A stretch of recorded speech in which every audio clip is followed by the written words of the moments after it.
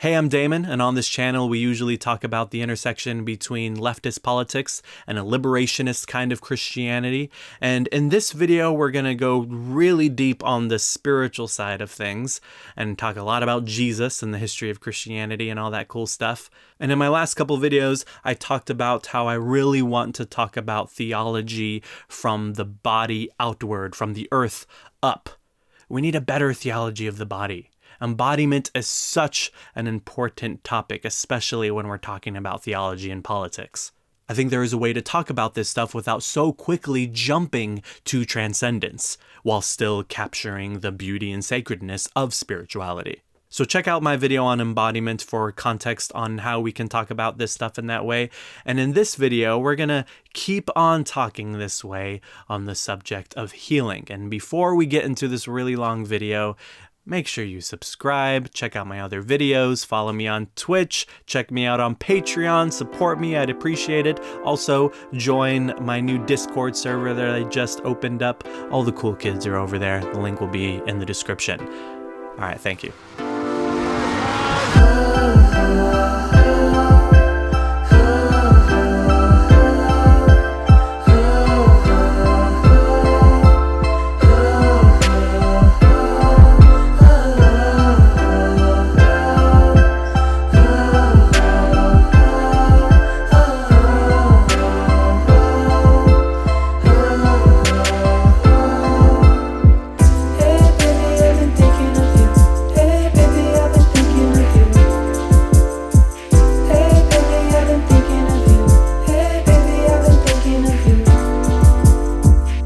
So I want to talk about healing and what healing actually is, especially in relation to decolonization, because that was the purpose for Jesus' healing work, decolonization. Now, people are much more comfortable talking about Jesus, the teacher, than Jesus, the healer. All the great research from historical Jesus studies over the last century has provided so many people with so much help in understanding the first century human Jesus within the context of first century Galilee under Roman occupation. And that scholarship has been hugely helpful to me and my spiritual journey and in understanding the historical Jesus. But even the best historical Jesus scholarship has been lacking in exploring Jesus the healer. And that's really unfortunate, because even the historical Jesus scholar John Meyer said, "Nothing is more certain about Jesus than that he was viewed by his contemporaries as an exorcist and a healer." Jesus' reputation as an exorcist and a healer is something that all the early historians agreed upon about Jesus, including the ones that were raging against Jesus and Christianity. So why has scholarship that has come out of the quest for the historical Jesus overemphasized Jesus as a teacher? Well, it's probably because all of this scholarship is being done by teachers who are teachers by profession. And they wind up formulating a depiction of Jesus that is based on their favorite characteristics about Jesus, which happens to be teaching, because they love teaching. And I love teaching too, so I get it, and I've made this mistake a lot too. I love talking about Jesus the teacher. But the historical Jesus scholar Stevan Davies pointed this out in his book, Spirit Possession and the Origin of Christianity, which was originally called Jesus the Healer. And he talks about how this phenomenon could lead to a problematically limited view of the historical Jesus. And he says, "The paradigm of Jesus the teacher usually leads the scholars who adopt it to regard all of Jesus' activities as teachings. The incident of cleansing the temple is a teaching about the temple's invalidity. Jesus' activities as a healer and exorcist are teachings about the power of the kingdom of God. Jesus' tendencies to be casual about Sabbath observance and to dine with the sinners who invite him are teachings about the Torah. Jesus' decision to go to Jerusalem for Passover is a teaching about self-sacrifice," and so on. From the Jesus the teacher perspective, everything he is supposed to have said and most of what he is supposed to have done constitute one or another sort of teaching. So let's set aside this depiction of Jesus the teacher for this video and talk about Jesus the healer, and of course talk about what healing even is. Now, one of the reasons people don't like talking about Jesus the healer is because of how problematic the modern understanding of healing has become, particularly because of the modern evangelical Pentecostal movement. The scene of a pastor bringing someone up on stage and praying for their sickness to be cured and demanding faith from that person that they're praying for in order for it to really happen is very different than what Jesus was doing. And we'll get to what Jesus was doing in a bit. And that scene you imagine actually has its origins within the Pentecostal movement that just began in the early 20th century in the streets of Los Angeles. The word Pentecostal is in reference to the scene in Acts 2 when Jesus' apostles is filled with the Holy Spirit and begins to speak in other languages with the power of the Spirit enabling them. And so inspired by that, and inspired by a new, severely literal interpretation of the Bible, they were led by this idea that anything the apostles did that we read about in Acts, we can do too. So we can use all the gifts of the Holy Spirit that we read literally when we read the book of Acts, like speaking in other languages or speaking in tongues or prophesying, which is understood in that context as speaking special knowledge given to you by the Holy Spirit. That's what you're seeing when you hear someone like a pastor on stage saying something like, I have a word for Kelly. Is there a Kelly in here? How about a Katie? God is telling you that he loves you. And of course, faith healing and exorcisms as well.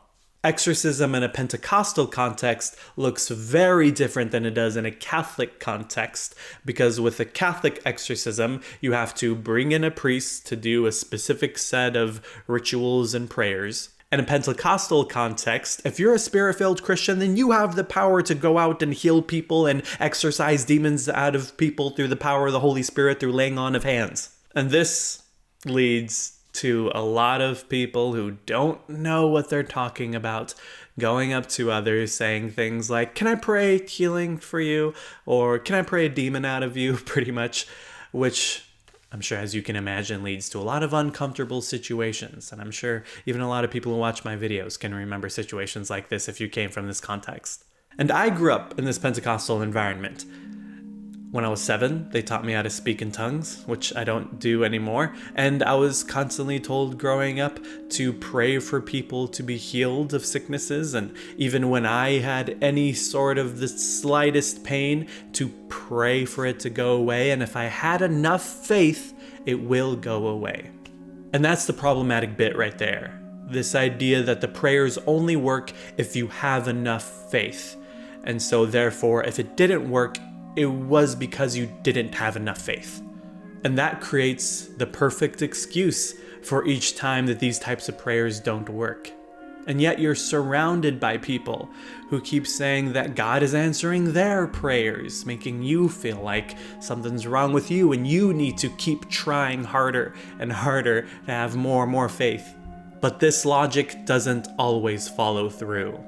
And it often does a lot of damage, and definitely did me some damage growing up. Actually, when I was a little kid, there was another kid in the church who had cancer. And every week we were told to pray for him to no longer have cancer. And all the adults in the big church were doing the same thing too. And at a certain point, this was just a normal part of my church life, praying for this kid. And then one day he died. And everyone was devastated. And then his parents left the church. And when I was a kid, I remember thinking that they left because they were upset that the prayers didn't work. But then years later, my dad told me that the real reason they left was actually because they became really uncomfortable after their son died, because people at the church then started praying for their son to come back to life. And were encouraging the parents to do so too. And I guess certain people just wouldn't let it go. This is a very common thing that happens in this environment. And a recent example from 2 months ago that got a whole lot of attention was with this couple who was on the worship team of a hugely popular megachurch, Bethel Church. The couple's 2-year-old daughter stopped breathing, was taken to the hospital, and then declared dead. Then the next day, her mom posted on Instagram saying, "We're asking for prayer. We believe in a Jesus who died and conclusively defeated every grave, holding the keys to resurrection power. We need it for our little Olive Elaine, who stopped breathing yesterday and has been pronounced dead by doctors. We are asking for bold, unified prayers from the global church to stand with us in belief that he will raise this little girl back to life. Her time here is not done. And it is our time to believe boldly and with confidence wield what King Jesus paid for. It's time for her to come to life." And the hashtag #WakeUpOlive was started. The same day, someone in the family, or perhaps a friend of the family, made a GoFundMe page with the same caption as the Instagram caption and asking for people to pray for Olive to come back from the dead. And they set the goal on the GoFundMe page at $100,000, which got this story even more attention because people had so many questions. Like, first of all, what are you doing? And second of all, why do you need $100,000 for you to pray for her to come back from the dead? And that was just the first two of several questions that people had. And then later someone edited the GoFundMe page and took out all the stuff about praying for Olive to come back from the dead and added that the reason they set it at $100,000 was because they just set an arbitrary high goal to let people know that you can keep donating as much as you want. There isn't a limit. Even though on GoFundMe you can always donate past the goal. That's how it works. That happens all the time. So either that was a lie or just a boomer moment. Let's be nice and just say it was a boomer moment. But people kept donating these last 2 months, and while I was writing this video, I saw it at $76,000, and then I just checked right now, and the page was actually taken down. I don't know why, but the prayer campaign actually did stop just 2 weeks after it was announced. And so 2 weeks later, she finally admitted that her daughter was not coming back, and that she was alive with God, and that we'll see her in the great resurrection of the future. The whole thing is just so sad, but it also made me so mad. And not necessarily at the mother who started this, but more, I guess, at the people around her who were encouraging it, and even just fans of it all over the country encouraging it. It was the classic case of pressuring people to have enough faith to make a miracle happen, and then putting that pressure on the world. It led a whole lot of evangelicals to question what the hell is going on with their fellow evangelicals who were supporting that thing, and led a lot of ex-evangelicals to be reminded why they're so happy to be out of that strange world now. I left the Pentecostal church in August 2017, and at the same time left all of evangelicalism and my ministry job I had, and my theology had progressed too far for me to fit in there years before, but I was just desperately trying to find a way to make it all fit together until I no longer could, and then I had to go. But spending a significant amount of time away from that environment helped me to see all the little toxic things that I was overlooking because it was the norm. It's very much like when you leave a toxic relationship, you have the big reasons why you had to get out of that relationship, but then when you spend time away from it, you realize, oh, there was all kinds of little things that I was just overlooking and I couldn't see because I was too deep in it. And no evangelical minister would listen to me when I say this probably, but I would strongly advise any evangelical minister to at least spend a year away from the church. Not so that they can leave the church, but to at least start to notice all the little toxic things that they overlook and don't realize because they don't spend any time away from it. And now I look back, and as time has passed, I'm even more discouraged about this culture that hyper-individualizes faith and makes you blame yourself for prayers that don't result in miracles. I've had issues with migraines my whole life, and that's something that I've tried to pray away several times growing up, and nothing ever happened. And I've also had several ministers growing up tell me things like, well, maybe you just aren't having enough faith, or maybe you've got some sort of sin issue going on deep in your life that is stopping your prayers from being answered. And now that I've spent some time away from that, looking back, I now see all that as so weird, way weirder than I even saw it when I was in it. And I'm obviously still a Christian, and now I just realized that that was just a very cheap understanding of faith. And this cheap understanding of faith is also what led to the whole faith healing thing becoming a booming industry. We all know about and cringe at the deceptive traveling faith healers that are out there. Now, faith healing has never been able to be scientifically proven, and in this day and age, that should be pretty easy, but it still hasn't been. But what often does happen is people experience a rush of adrenaline when they're being prayed for, and adrenaline acts as a temporary pain reliever. And so when they're asked after the prayer, is the pain gone? They can truthfully say, yes, it is gone, and then afterward the pain comes back. There's also the placebo effect, of course, where they feel like the pain is gone in the moment because they believe it is, but then that also only lasts a moment. And I also believe that not all faith healers are grifters deliberately playing tricks. Of course, there are a lot that are, and we'll get to that, but definitely not all of them. I know this from being in environments myself where I would pray for people to be healed, and also knowing plenty of other people who were constantly doing that and had stories of praying for people to be healed and them being healed. And I think what a lot of people don't realize is that the placebo effect works both ways in these instances.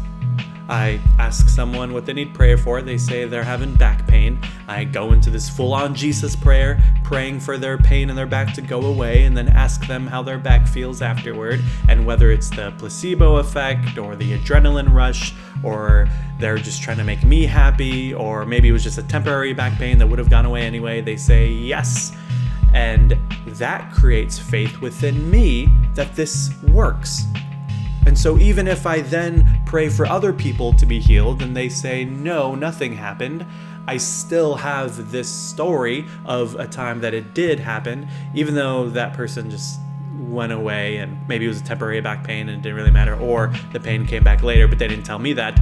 I still have this story that this does work, and that encourages me to keep going. And I'll develop a few of those stories, and that keeps me going. And even if it doesn't work, I still have those stories, and I go around telling people healing prayers do work. Let me tell you these stories. So I believe there are plenty of people who have never actually healed people with their prayers, but they genuinely believe that they have because of the placebo effect that goes both ways. And so they're not lying or playing tricks. And as for the faith healers that are playing tricks, there are definitely plenty of tricks that they play. Multiple famous faith healers have been exposed in using actors, making up stories, even having an earpiece in their ear and telling the person all kinds of personal information about them, saying that it's coming from the Holy Spirit, even though it's really their wife backstage who's reading off that person's prayer card because they signed it before the event. The illusionist Darren Brown did a great documentary on faith healers called Miracles for Sale. And no matter your perspective on faith healing, I think it's a really good thing to watch because it's not trying to bash religion or disprove religion, but exposing the tricks of certain religious grifters who are taking advantage of good, sincere religious people. In the film, Darren Brown finds a man and teaches him all the faith healing tricks and gets him to build a small reputation and then to host an event and to do faith healing, and it all works. And of course, I think it's all very interesting. And here's a clip from the film where Darren Brown shows some of the classic faith healer tricks. The people you see being healed at these events are selected by the faith healers team, the catchers, who bring them up on stage to present them to the healer. Darren, this lady's been deaf since birth. All of our volunteers have genuine registered disabilities. I've merely asked them to respond completely honestly and imagine they were at a real event with an audience. You can lip read? Okay. So I'm going to turn away and say a word. 27. Nope, she can't hear. She needs to lip read to hear what I'm saying. Let's heal these ears. She hasn't heard a word for 39 years. Heal this woman. Restore her hearing. I hate those devils of deafness. I hate those devils of deafness, and I cast them out now. How many clicks?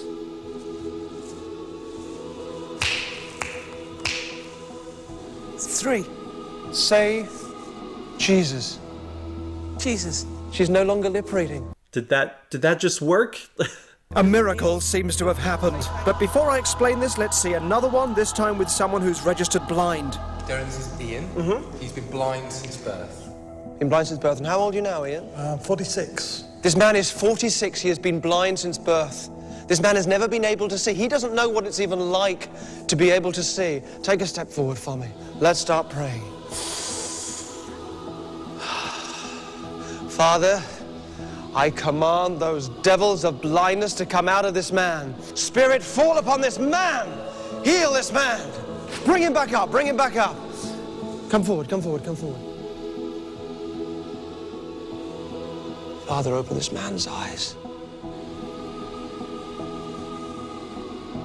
Ian, how many fingers am I holding up? Tell me how many fingers. 2. He sees. Lord be praised, this man sees. Ian, I've got a handkerchief. Take the handkerchief from me. Take it from me. Follow me around. Come on, follow me around. Somebody praise the Lord. This man can see. His sight is restored. These are the miracles. Who believes in miracles? What? He's been healed from blindness. But let's go back to Sophie and find out a little more. Have I just really healed you of deafness? No. You are moderately deaf, but you're essentially hearing impaired. Yes, you can't really hear without your hearing aid if I face the other way. But all the clicks and everything you can hear anyway. Yeah. Yes? And you're not healed because, well, nothing has changed. In a similar way, although Ian has genuinely been blind since birth, like most registered blind people, he has some impaired vision. And with the right lighting, he can see blurred shapes and colours, enough to see the number of fingers I was holding against my dark jacket. Tell me how many fingers. 2. Enough to see my bright handkerchief. And of course, his hearing helps him follow me around the room. Follow me around. Come on, follow me around. Both of these major miracles are created by allowing the audience to be misled about the extent of someone's real condition, then presenting things they can already do as evidence of change, when actually they're just the same as they were before. Interesting, right? So yeah, you get it?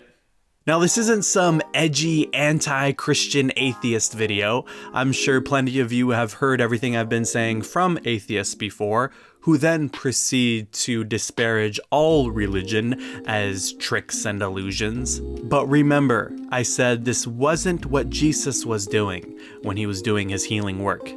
Progressive Christians are sometimes pretty uncomfortable talking about Jesus the healer. First of all, because progressive Christians integrate the insights of modern scholarship and do theology with the full awareness of our modern scientific understanding of the world. And in our modern scientific understanding of the world, we risk losing all credibility when we talk about interventions with the laws of nature through miraculous healings. But there is a way to talk about this stuff, even with our modern understanding. It is okay to talk about stories that report supernatural elements, even if you don't believe in the supernatural, and do it in a way that doesn't minimize the meaning and message of the story. Because we first and foremost understand these stories as historical events with supernatural explanations attached to them, whether they're supernatural or not. And in order to discuss these stories responsibly, our primary question should be, what is the meaning and message of these supernatural explanations of these historical events? And what were the consequences of people believing in the meaning and message of this supernatural explanation of these historical events? That should matter more than anything, I would argue. To understand what Jesus was doing in his healing work, we must first understand Jesus as healing illnesses before we consider if he cured diseases and what that looked like. There is a big difference between healing illnesses and curing diseases. The anthropologist Andrew Kleinman breaks down the difference between a disease and an illness, saying disease refers to a malfunctioning of biological and/or psychological processes, while the term illness refers to the psychosocial experience and meaning of perceived disease. Illness includes secondary personal and social responses to the primary malfunctioning disease in the individual's physiological or psychological status, or both. Viewed from this perspective, illness is the shaping of disease into behavior and experience. It is created by personal, social, and cultural reactions to disease. So imagine the difference between curing the disease of AIDS and healing the illness of AIDS. When curing a disease is not possible, healing an illness is always possible. And in every story of Jesus' healings, the significance of those stories was that Jesus refused to ostracize people with diseases and disabilities. That's why people around him got angry when he was healing people, because he was crossing those strict social boundaries, touching the untouchable, and treating them with equal love and respect. So you heard me just talk about the ways that people feel like they are cured in faith healing environments, even though they're not. But there are times where people really are cured. But in those cases, what they are cured from is psychosomatic. Psychosomatic disorders occur when psychological stresses become so overwhelming that they manifest in physical symptoms. When talking about Jesus the Healer, Stephen Davies talks about conversion disorders, which are a type of psychosomatic disorder. He says, a conversion disorder can occur when an individual, because of actions for which he feels guilt, refuses to accept the guilt and interiorizes it. That interiorized guilt is then manifested by self-punishment such as blindness or paralysis or dermatitis. It is assumed in psychoanalytic theory that the manner of the displayed conversion disorder will correlate in some way with the nature of the event that gave rise to the guilt in the first place. Similarly, traumatic experiences can give rise to conversion disorder when they are repressed and re-emerge as physical symptoms. But conversion disorder only lasts a short period of time. But when it doesn't, that's when we start talking about somatization disorder. And Stephen Davies talks about that too, saying somatization disorder is a related syndrome. It has its essential features, recurrent and multiple somatic complaints of several years' duration for which medical attention has been sought, but that apparently are not due to any physical disorder. Symptoms usually begin in the teen years or rarely in the 20s. Somatization disorder has conversion or pseudoneurologic symptoms, which include loss of voice, deafness, blindness, paralysis, or muscle weakness. These are all things that Jesus is said to have healed. He also says conversion disorders are fundamentally dissociative in nature. While an individual normally has an integrated consciousness, including sight, hearing, limb mobility, etc., in cases of conversion disorder, these functions are shut off, dissociated from the individual.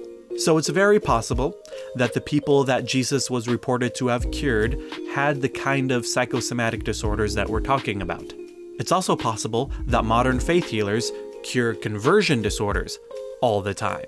After all, we hear a lot of stories of people saying things like, the doctors couldn't figure out what's wrong with me, and then this guy healed me. But conversion disorder isn't common enough for people to be able to tour around the world and heal people based on that, so that's why they have to come up with all that other stuff.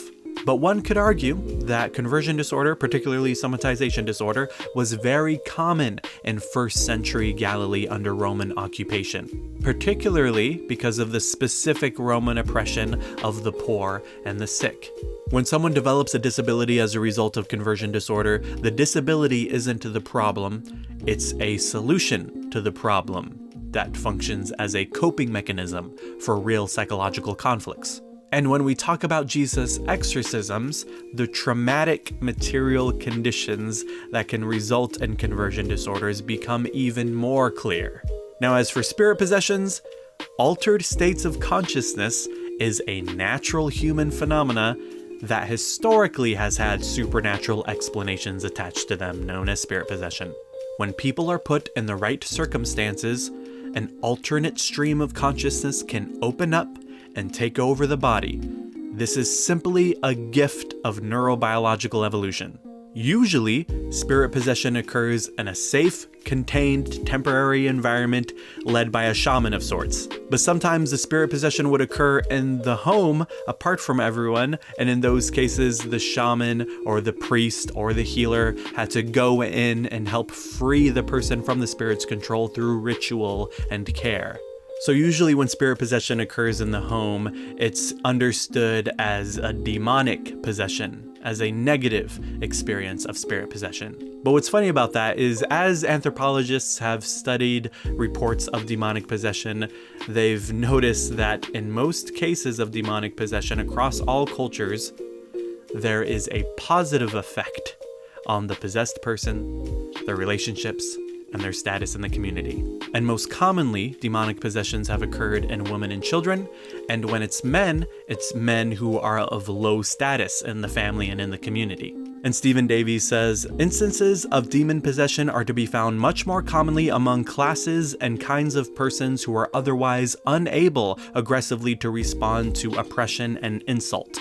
Demon possession is more often than not a coping mechanism, an attempt to solve problems resulting from unsatisfactory personal relationships by those whose social status is so subordinate that they have no other effective recourse. Children may use this means to act out aggressions toward parents. Wives may discover that a demon can express to husbands or mothers-in-law feelings and demands that could not otherwise be expressed. Anthropologists have also found a similar kind of connection between colonial oppression and reports of demonic possession. According to Barry Reynolds, when the Lunda Luvali tribes in South Central Africa were colonized in the late 1800s by the British, shamans had to exorcise a new and dangerous spirit that had possessed and tormented people that they called Bindeli, which was the Luvali word for European.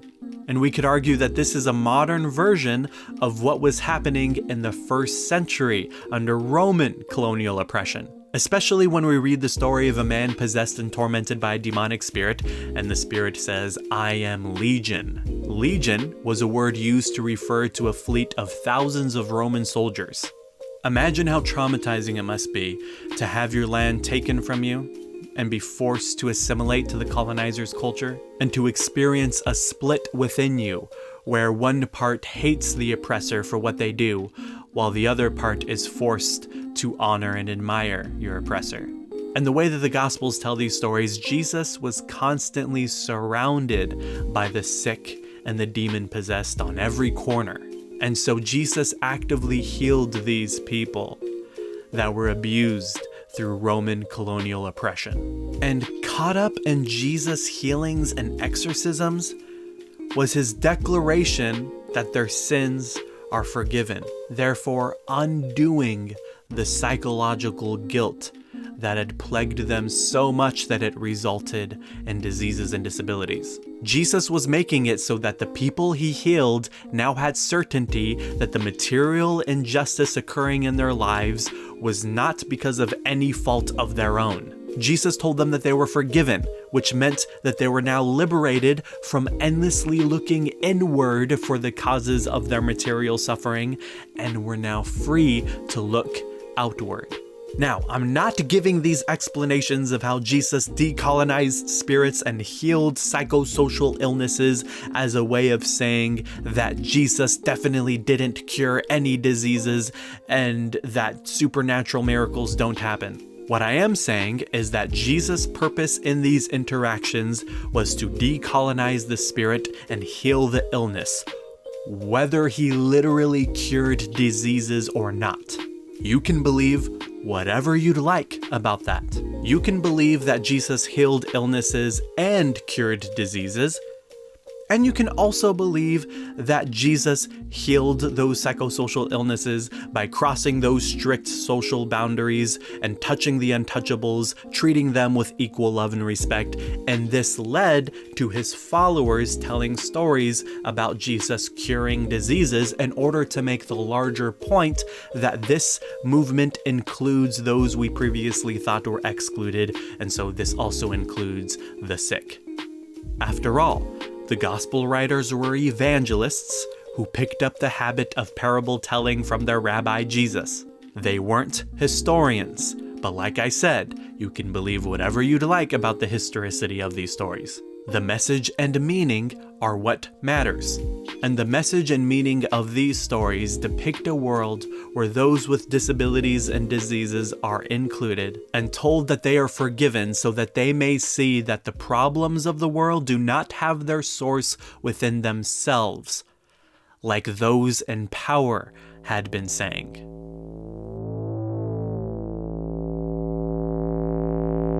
And that idea continued after the Roman Empire, obviously. It's part of the colonizer mentality, that colonization is justified, and so those who suffer under colonization justifiably suffer. When the Europeans colonized the Americas, they brought with them a whole lot of diseases that killed tens of millions of people, and they ended up wiping out about 90% of the indigenous population. Many Europeans explained this devastation away by saying this was a sign of approval from God, making way for the Europeans to live there. And every person who got sick was seen as the secret judgments of God. And of course, this is so dehumanizing. These people aren't humans, they're just an infestation that God is fumigating to make space for us. And so if someone gets sick, nothing to do with us. If you're sick, it must be because God wants you to be sick.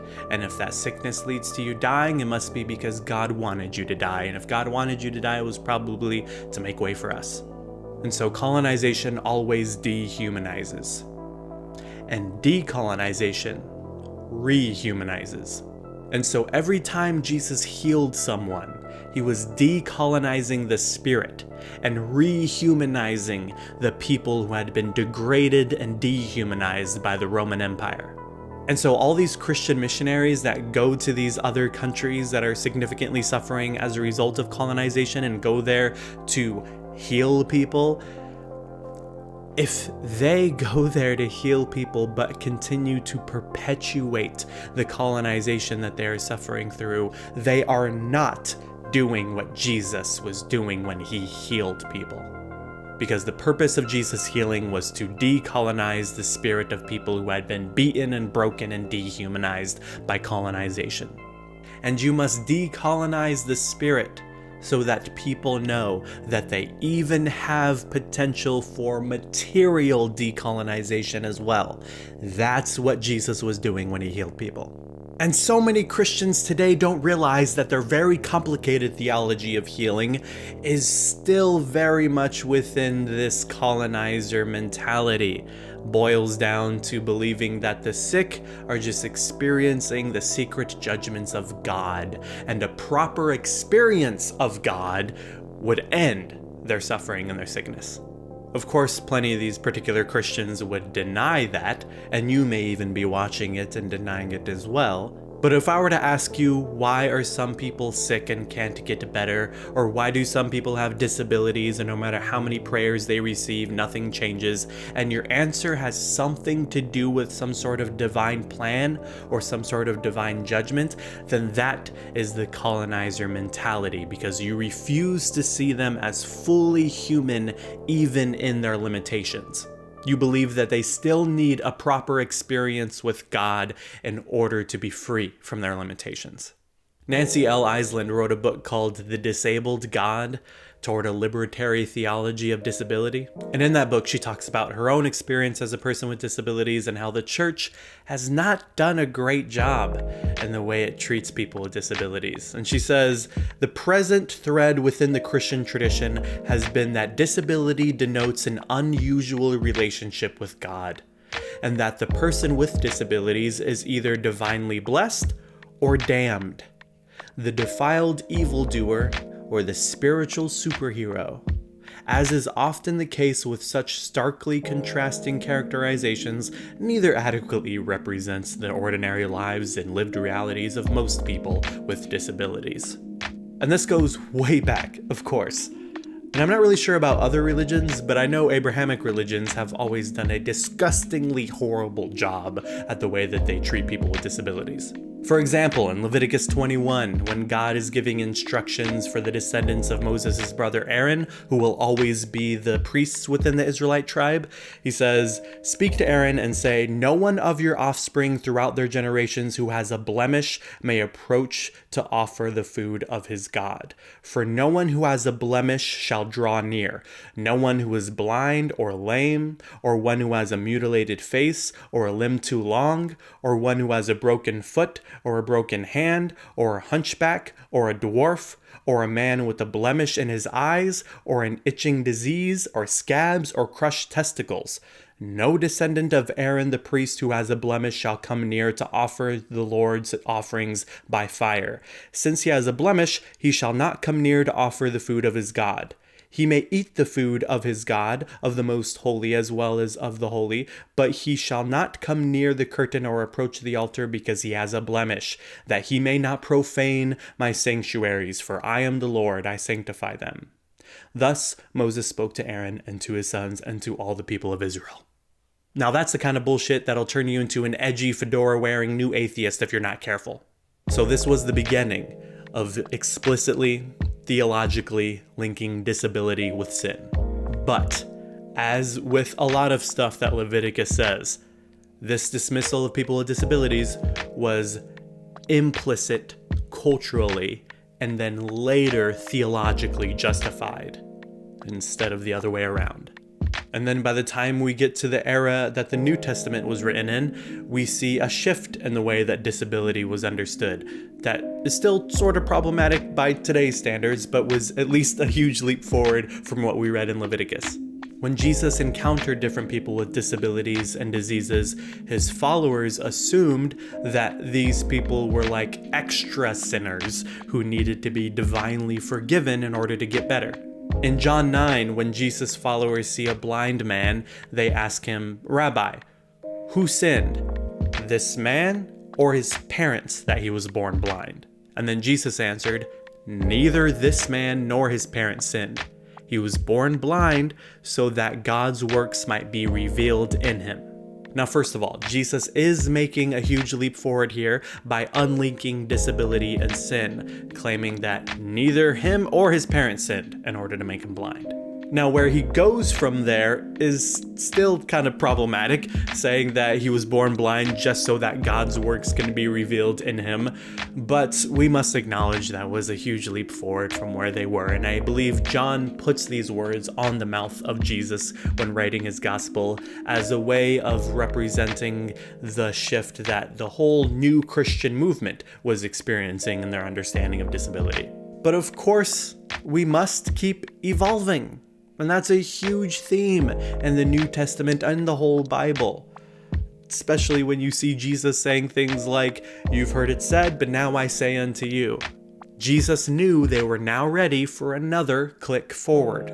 And then you see the tension in the book of Acts to accept Gentile Christians because it was originally just a Jewish Christian movement. And then Peter gets this vision of a sheet laid out before him with all kinds of non-kosher foods on it, and he hears a voice saying, "Get up and eat." And he says, I can't eat profane and unclean foods." And then the voice says, "What God has called clean, you must not call profane."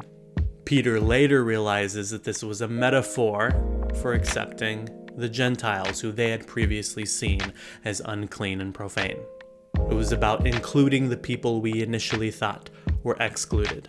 And that move there to include those we thought were excluded is the Jesus move that continues throughout Christian history, continuously breaking open boundaries that have been propped up to exclude the marginalized.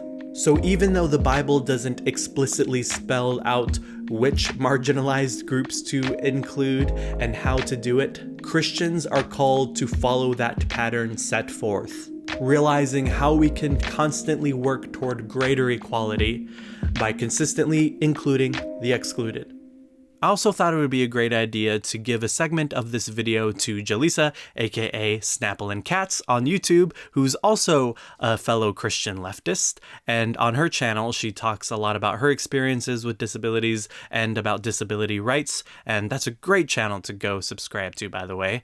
But she also grew up in the church and around people who were constantly trying to pray for others to be healed and people trying to pray for her to be healed, and so I know that's a very unique experience if you're in that environment and you're a person with disabilities. And so I thought it would be great to hear a little bit of her story and hear her talk about this a little bit. So check that out.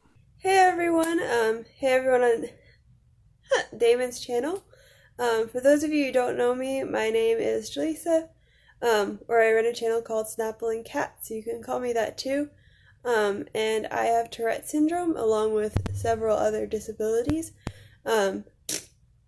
But I'm going to be focusing on Tourette syndrome for now. If you don't know what that is, I suggest looking at my channel because it's not really what this video is about. Or looking up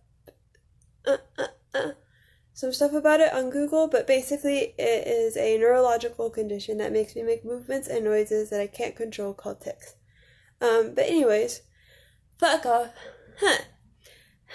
But they're also going to interrupt me a lot, so sorry if this is a little rambly. I'm also kind of tired, but yeah, I was asked by Damon to be featured on his channel, which was very nice of him, to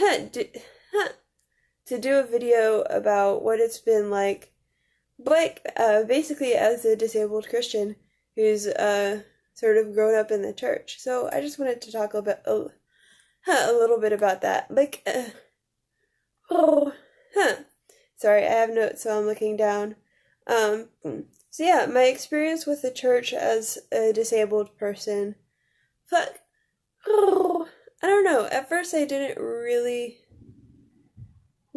think about it because I didn't identify as disabled growing up. Even though I had a chronic illness but technically had Tourette's, even though it was mild and stuff. But I did experience things like people trying to pray for me, which at the time I thought, was nice. But nothing really, sticks out as really ableist in that time, to be honest. If I thought about it more, some stuff probably would stick out, but it wasn't that extreme. But when my Tourette's got worse and I was at a different church, but the ableism did get quite extreme. So, when my Tourette's got worse, at first the church that I was at I was fine. I was still involved in the youth group. They were all totally accepting. But I totally thought I was in a safe place and all of that. And then a few months later, when they asked me to join the adult congregation, after I did, they immediately kicked me out because I was too noisy. So yeah, that was an experience. I found out later some people actually thought I was possessed as well. And that's something that I get a lot from Christians, especially with my Tourette's, because it's so obvious. My chronic illness you can't really see, and it's sort of treated not like normal, but, it's not really, at least among the Christians that I was around, it wasn't thought to be a spiritual problem. But my Tourette's definitely gets treated that way a lot. Especially because I do have swearing tics, which, by the way, not everyone else does, but, I do. So I'd say offensive things. I swear. I say things I really don't want to say. That is a symptom of my neurological condition. But, yeah, a lot of Christians take that to mean that I'm possessed by demons, which I find horribly offensive because, I'm just not. I mean, do I have to explain? But, I have found a lot of Christians who are totally accepting and understanding. There's just a lot that have some interesting responses. Where I'm at now, I basically don't let people pray for me unless I know them. Because, for this specific reason, I've had too many people act really sketchy about it. Or it's just straight up turned into an exorcism that I did not want. Like someone says, "Hey, can I pray for your Tourette's?" And I'll be like, "You know what? Sure, I'm struggling with it, And then they would be like, "And please let these demons come out." And I'd just be like, "What's going on? I don't know." So, and yeah, there's been other experiences. So at this point, I don't let people pray for me. But, and especially, even apart from the possession stuff, I don't like when people act like if I or the other person has enough faith or prays just right, then I'll be miraculously healed. If we're just faithful enough. I don't think that's how God works, or is supposed to work. I also don't want to be, even though I don't like ticks, I don't want to be cured of everything. But, there's some disabilities that I would honestly keep around. So, depending on the issue, even though my Tourette's gets the most attention, if you ask me to say, I don't know, pray my ADHD away, I'd be like, no. But, I don't know why it's in people's mind that disabled people can't be, just a normal part of God's creation.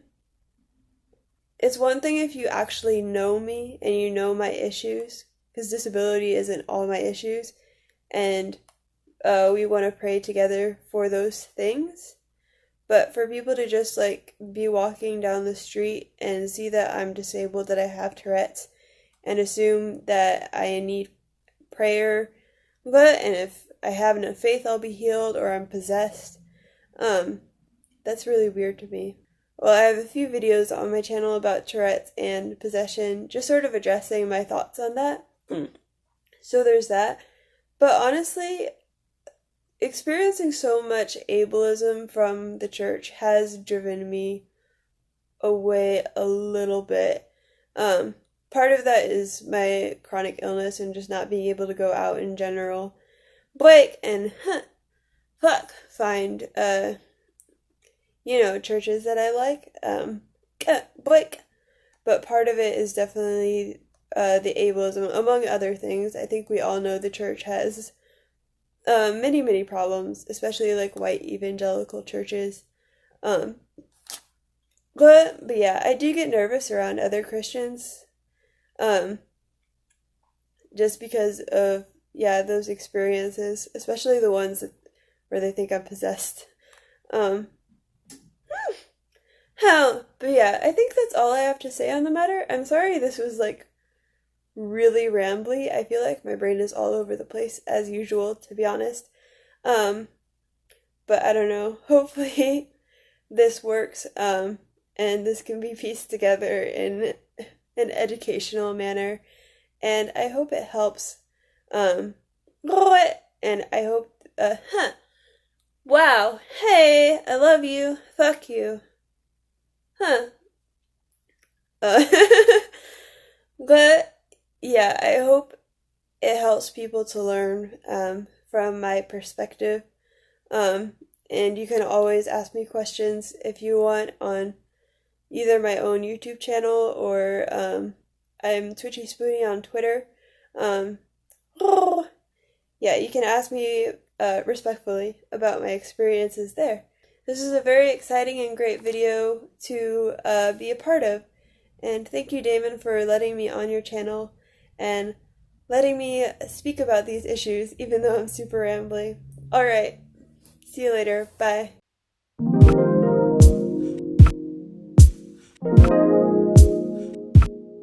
When Nancy Eiesland talks about the disabled God, she recalls this scene at the end of the Gospels, where Jesus goes to his disciples and presents his resurrected body to them. But his resurrected body still has the wounds from his crucifixion, holes in his hands and in his feet and even in his side. And in the Gospel according to John, Jesus even asks doubting Thomas to reach his fingers and hands into his wounds so that he knows it's really him. And Nancy Eiesland writes, "Here is the resurrected Christ, making good on the incarnational proclamation that God would be with us embodied as we are, incorporating the fullness of human contingency and ordinary life into God.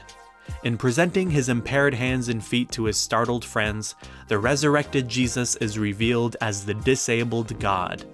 Jesus, the resurrected Savior, calls for his frightened companions to recognize in the marks of impairment their own connection with God, their own salvation. In so doing, this disabled God is also the revealer of a new humanity. The disabled God is not only the one from heaven, but the revelation of true personhood, underscoring the reality that full personhood is fully compatible with the experience of disability." This scene in the Gospels challenges the idea that disabilities, or as Leviticus would call them, blemishes, are the secret judgments of God, or are simply temporary wounds that would be cured once the person has a proper encounter with God, whether in this life or in heaven. Jesus reveals his resurrected body with his wounds intact. Nancy Eiesland also uses this image to challenge the idea of some future otherworldly utopia where all our bodies will be fixed to be the exact same. And she says, "The disabled God makes possible a renewal of hope for people with disabilities and others who care. This symbol points not to a utopian vision of hope as the erasure of all human contingency, historically or eternally, for that would be to erase our bodies, our lives. Rather, it is a liberatory realism that maintains a clear recognition of the limits of our bodies and an acceptance of limits as the truth of being human."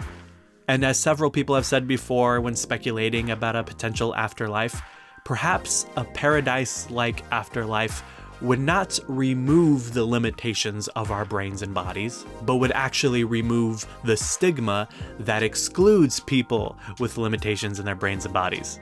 This is all speculation, of course. Who knows what happens to us after we die? But while people speculate, it is important to notice that it can be very problematic when people speculate about a paradise-like afterlife that erases human contingency, so that those with disabilities can finally be like the rest of us without disabilities.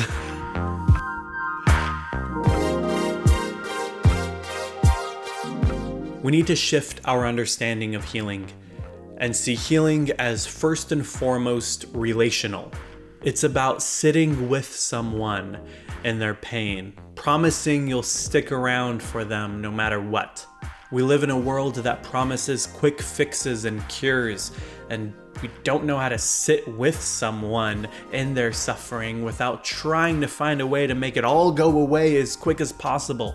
And in this world, where so many cures prove to be impossible, we need to remember that healing is always possible. In her book Jesus Freak, the Episcopalian author Sarah Miles describes this beautifully, saying, "Jesus calls his disciples, giving us authority to heal and sending us out. He doesn't show us how to reliably cure a molar pregnancy. He doesn't show us how to reliably make a blind man see, dry every tear, or even drive out all kinds of demons. But he shows us how to enter into a way of life in which the broken and sick pieces are held in love and given meaning. in which strangers literally touch each other, and in doing so make a community spacious enough for everyone. This understanding of healing also breaks open our whole idea of who can even be healers. It's not just for the magicians, the shamans, and the pastors. I mean, some of the most obvious people we can think of that could definitely be put into this category are therapists, right? And John Caputo, the radical theologian and philosopher, pointed this out too. And he said, therapists and clinical psychologists and counselors of every stripe belong to the paradigm of the healer. People who drive out devils, usually by laying on hands. I imagine what is behind such old Jew-Greek stories is the power of a man or woman of compassion to calm a troubled heart, to take the hand of the troubled one in their hands, literally to lend them a hand, to be on hand. They did not have anything to say to them or the miraculous power to suspend the laws of nature. They did not know anything special. Who does? But they talked with their troubled friends through long nights or lonely days, hand in hand, flesh in flesh. It is not what they said that matters, but the saying and the flesh of their hand. That was the miracle of what they did. The hand heals of itself, because it is a hand, because it is flesh. We all have the hands of healers, and we can all heal by laying on of hands. It is not a question of finding an answer to the night of truth, but of sitting up with one another through the nights, of dividing the abyss in half, and a companionship that is its own meaning. Doesn't that kind of slow and difficult healing sound so much more impactful than quick and easy cures? Dividing the abyss in half through companionship? We can return to the Gospels and look at Jesus the healer with a new light when we have this understanding as well. And when reading the Gospels, you have to understand that Jesus told parables about God based on the characteristics of God, and Jesus' followers picked up the habit and told parables about Jesus based on the characteristics of Jesus. Those parables were meant to convey the message of who Jesus was and the kinds of things he did and the kinds of things his followers were called to do as well. Whether these stories occurred exactly within history the way that they are told is irrelevant. What's relevant is what these stories mean, and what are the material consequences of taking these stories seriously and trying to repeat them within our own contexts in our own ways. And so these stories about Jesus were shared orally among the early Christian communities until the year 70, when Rome destroyed the Jewish temple. And then the Christians thought, this is a majority Jewish Christian movement. And we remember that Paul guy and a few others were fighting for the inclusion of Gentile Christians. And with the recent suppression of the Jews, perhaps it would be smart of us to make an extra effort to try to find ways to include Gentiles in this movement if we want this movement to survive. And so they started writing these stories about Jesus down, not in Hebrew or in Aramaic, as Jesus and his early followers spoke, but in Greek, so that they can get Gentiles to read about Jesus and follow him. But each of these Gospels were written with a specific agenda for a specific group. And so the Jesus depicted in the Gospel according to Mark is very different from the Jesus depicted in the Gospel according to John. Mark's Jesus suffers. He prays to God, begging to not be crucified. Then he's arrested, beaten and tortured, and dies in so much pain on that cross. And Mark doesn't even include any mention of Jesus walking around after the resurrection. He just ends the story with the empty tomb, mysteriously empty. And that's it. John's Jesus welcomes his arrest, and even the soldiers bow down to him before arresting him. And then he goes along and accepts his torture on the cross, just in order to fulfill prophecy, is how John words it. And so this is a very strong and powerful Jesus. I imagine both of these writers writing to communities of suffering and persecuted Christians, and so Mark depicts a Jesus that suffers alongside us, and John depicts a Jesus that is stronger than our suffering, to assure us that our suffering is only temporary. And I'm sure you can guess, I prefer Mark's Jesus much more than John's Jesus. And so John includes all kinds of stories that the other Gospels don't include, including the story of Jesus raising his friend Lazarus back from the dead, which has inspired plenty of modern Christians to also try to pray for people to come back from the dead, no matter how problematic that ends up being. And so John writes this story as yet another story of Jesus displaying his power to encourage the weak and powerless, and perhaps even to help them regain their own autonomy to live in the power of Jesus. And the way John tells the story is the way that his audience needed to hear it at the time.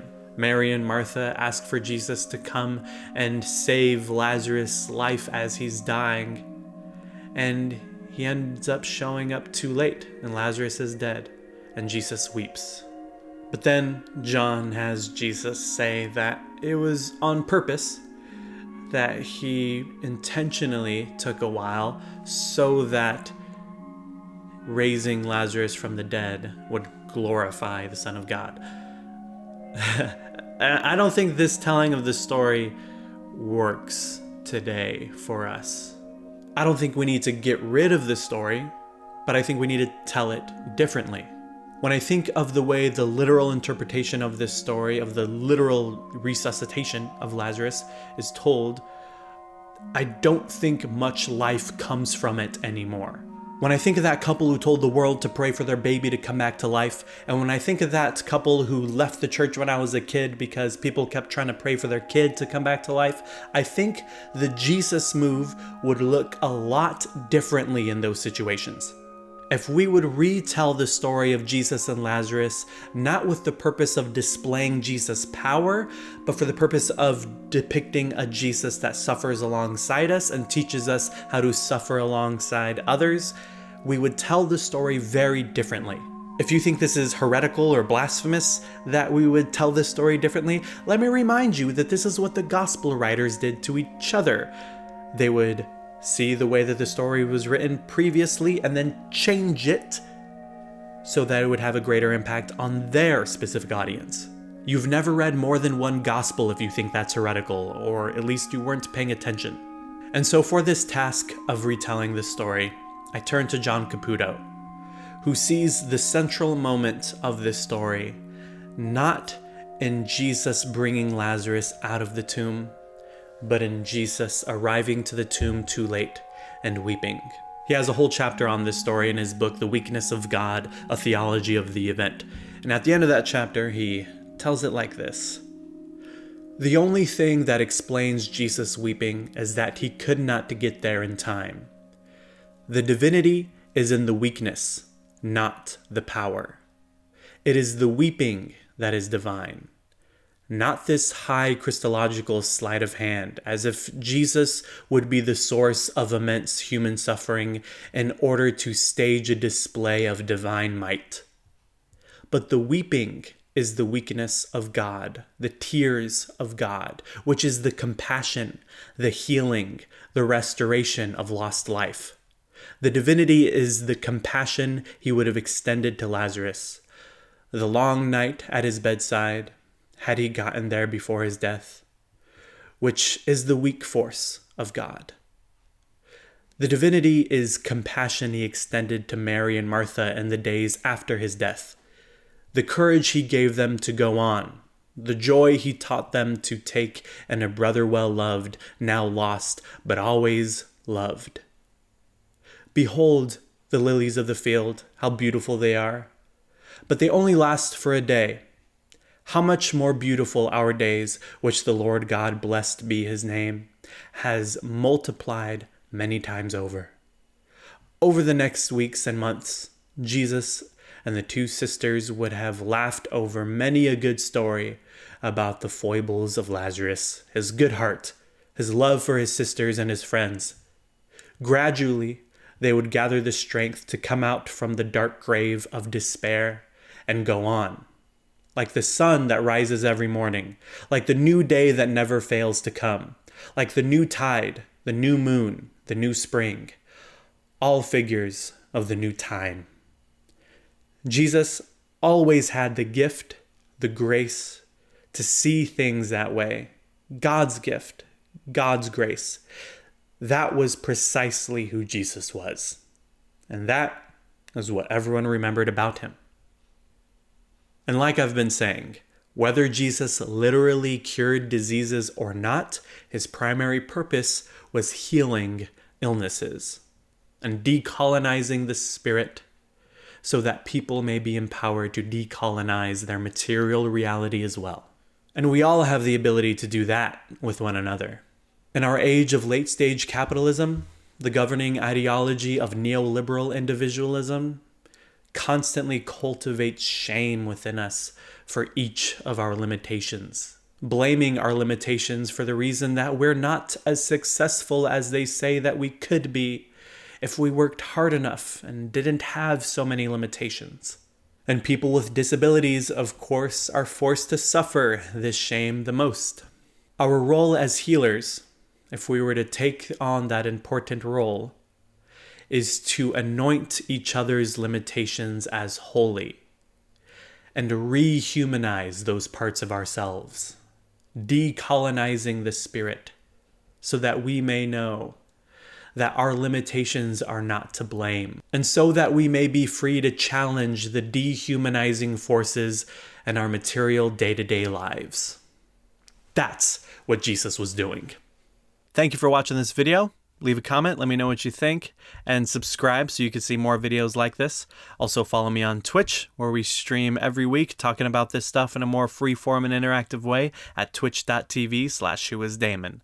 Also, if you'd like to support me, I'd greatly appreciate it, because these videos take a lot of time and effort, so check me out at patreon.com/Damon Garcia. There's also a bunch of exclusive videos that I post over there all the time.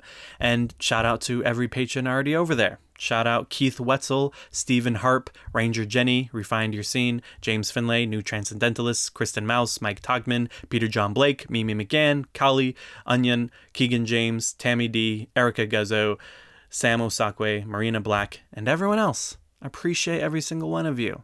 And I'll see you in the next video. Bye-bye.